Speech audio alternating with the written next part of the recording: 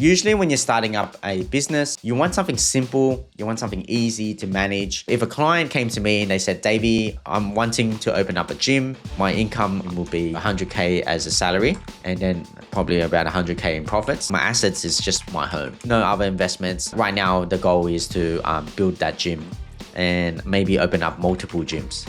So in this case here, he could always open up the business as a sole trader. The cost is anywhere between $300 to $1,200. You don't need to lodge multiple tax returns. You just need to lodge one tax return in your personal name. However, there is cons. If you get sued, they go after the owner. And so therefore your assets plus personal assets are tied into it. If the business wasn't a gym and the business was just PT, there may not be that much risk except for the house. However, because it's a gym, there is a lot of investment that goes into a gym. Most likely he will be spending anywhere between 200K to 500K in cash injection. He would also be signing a lease that would have a lease of 100K plus for say 5 years. So that means about $500,000 that he could be up for the next 5 years. He may prefer having a company because he's separating his personal assets, or if he has a business partner, they may have their own personal assets, which is a home, and they might have the company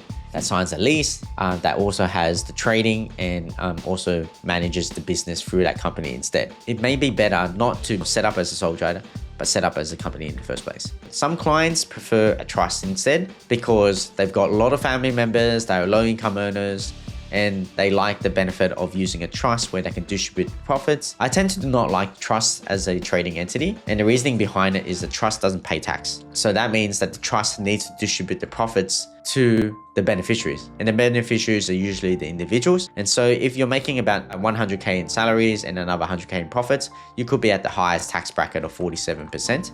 And the only problem is you only got these individuals to distribute the profits to, then that's where you pay a lot more tax.